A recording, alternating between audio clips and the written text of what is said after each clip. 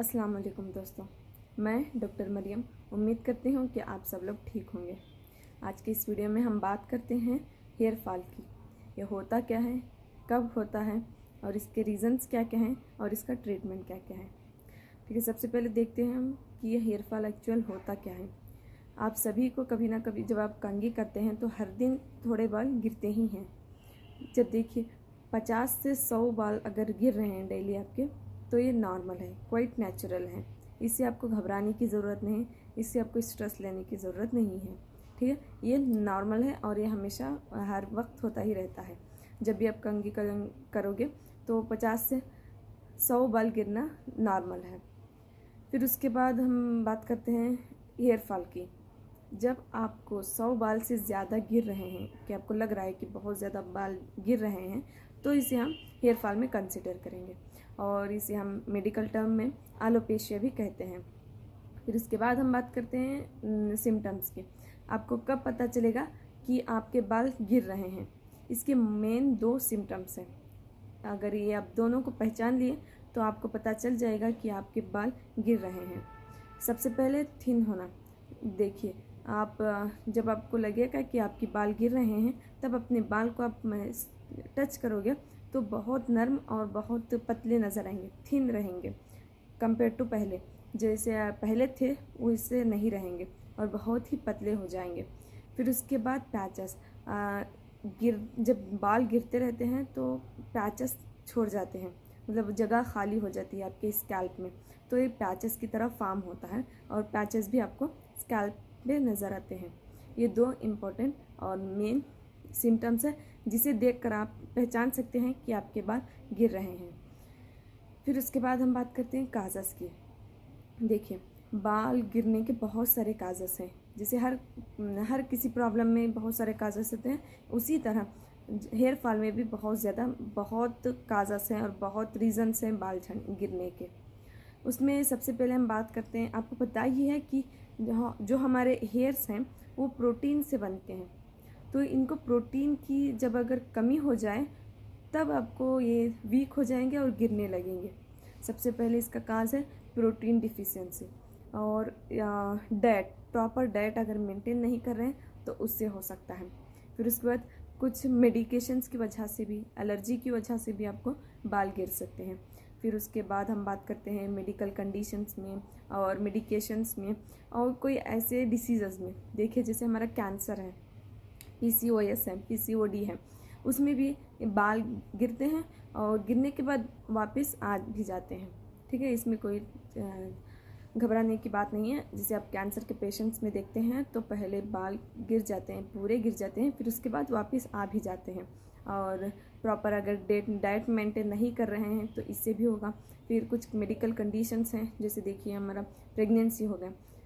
अगर कोई प्रेग्नेंट है तो उसमें भी हार्मोनल इम्बैलेंस होते हैं, जैसे हमारा ईस्ट्रोजन, प्रोजेस्टेरॉन और थायराइड लेवल जब इम्बैलेंस हो जाते हैं तो इससे भी आपको हेयर फॉल होने के चांसेस हैं।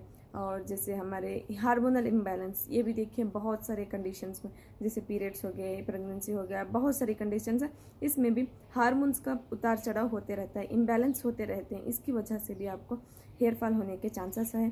फिर उसके बाद इम्पोर्टेंट हम बात करते हैं डेली रूटीन और हेयर केयर कैसे करते हैं। ये डिपेंड करता है कम्प्लीटली आप पे। देखिए, अगर आप, बहुत लोगों को अपने बाल की फिक्र नहीं रहती तो ऐसे ही छोड़ देते हैं, इसकी वजह से उनमें बहुत ज़्यादा हेयर फॉल होती है।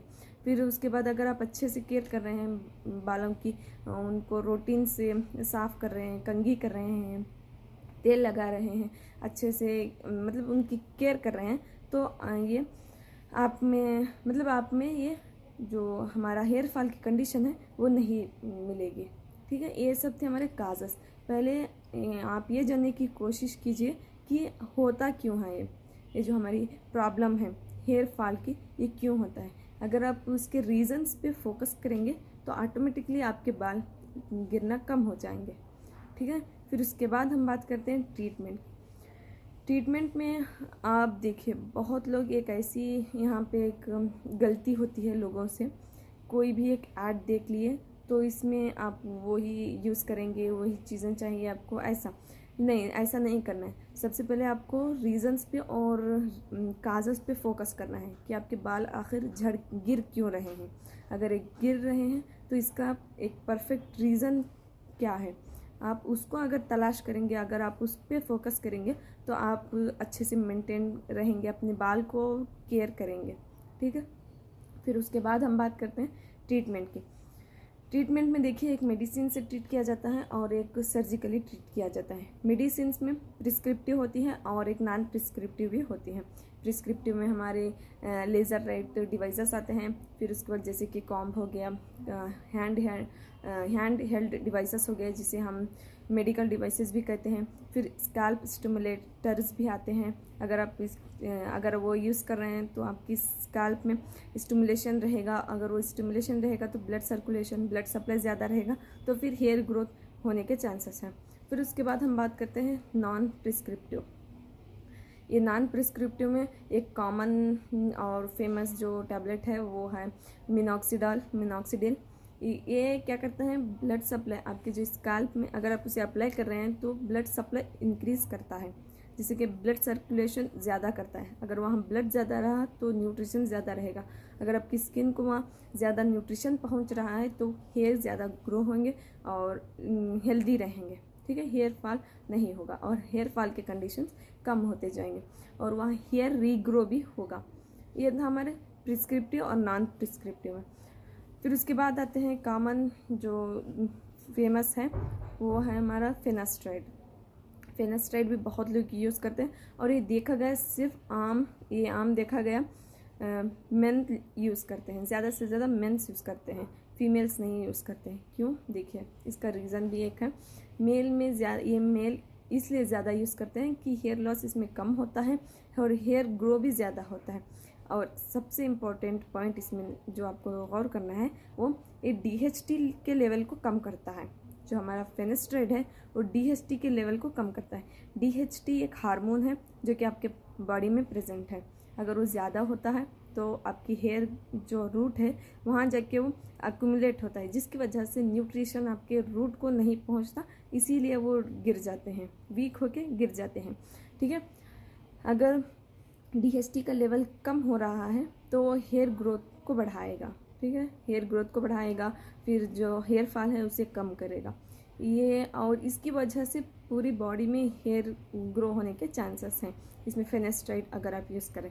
इसीलिए ये ज़्यादातर मेल्स के लिए प्रिस्क्राइब किया जाता है और इसे ज़्यादातर मेल्स ही यूज़ करते हैं, फीमेल्स यूज़ नहीं करते हैं। फिर उसके बाद हम बात करते हैं कॉर्टिकोस्टेरॉइड्स की। कॉर्टिकोस्टेरॉइड्स भी एक इन्फ्लेमेशन के एंटी इन्फ्लेमेटरी ड्रग्स हैं और इन्फ्लेमेशन को कम करते हैं। अगर आपकी स्कैल्प में कहीं इन्फ्लेमेशन हो गया, एलोपेशिया, अरियोटा, अगर इसमें ये कंडीशंस आपको दिखाई दे रहे हैं जब आप ये लेते हैं कॉर्टिकोस्टेरॉइड्स, तो ये भी आपको हेयर फॉल की कंडीशन कम हो जाएगी। फिर उसके बाद हम बात करते हैं कुछ प्रोसीजर्स के। सबसे पहले आता है फेमस और आपको पता ही होगा वो हेयर ट्रांसप्लांटेशन। हेयर ट्रांसप्लांटेशन के दो डेफिनेशंस होते हैं। एक देखिए, अगर आपकी स्किन में कहीं ज़्यादा हेयर ग्रो हो रहे हैं और कहीं कम है तो यहाँ की स्किन थोड़ी यहाँ ट्रांसप्लांट किया जाता है, इसी को हम हेयर ट्रांसप्लांटेशन कहते हैं। और कभी कभी और एक डेफिनेशन ये है कि हेयर ही कभी कभी ट्रांसप्लांट किया जाता है। इसमें दोनों भी कंडीशन सही हैं और कर सकते हैं। फिर उसके बाद हम बात करते हैं स्कैल्प रिडक्शन की। अगर देख लीजिए कि यहाँ एक ऐसा पैच है जिसमें बाल कहीं कहीं पे है, ऐसे एकदम ज़्यादा नहीं है, घने नहीं हैं, ऐसा है तो स्कैल्प को ऐसे वहाँ की स्कैल्प जो है छोटी कर दिए जाते हैं ताकि वहाँ के बाल ज़्यादा दिखें। फिर उसके बाद ऐसे इसी तरह स्कैल्प एक्सपेंशन भी होगा। अगर कहीं आपको लग रहा है कि यहाँ ज़्यादा बाल हैं तो उसे ऐसे एक्सपेंड किया जाता है स्कैल्प को, स्कैल्प एक्सपेंशन में। फिर उसके बाद स्कैल्प फ्लैप्स भी यूज़ किए जाते हैं। और सबसे इम्पॉर्टेंट, अगर आपको बाल अपने ऐसे ही रहें, हेल्दी रहें, ना गिरें, तो वो खुद से आप एक ट्रीटमेंट ले सकते हैं, खुद से कर सकते हैं। ये कि डेली हेयर केयर और रूटीन, आपको अपने हेयर की केयर करना चाहिए। डेली देखिए, अगर आप तेल लगा रहे हैं, ज़्यादा तेल नहीं लगाना है। अगर आप तेल लगा रहे हैं तो 1 दिन बाद उसको धोना है, साफ़ करना है, ताकि उसमें जैसे डैंड्रफ भी ना हो और वो वीक ना हो और वो ना गिरें।